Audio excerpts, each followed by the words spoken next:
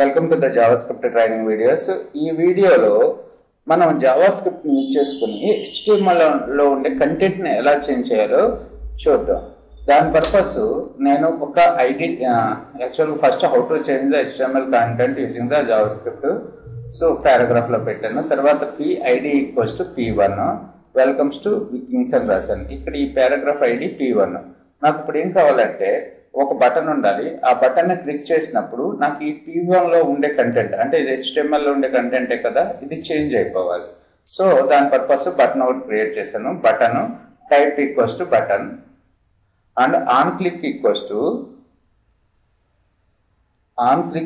To ఇక్కడ JavaScript function రాస్తున్నాను. Method document dot get element by ID P1 dot inner HTML equals to ఈ content రాశాను.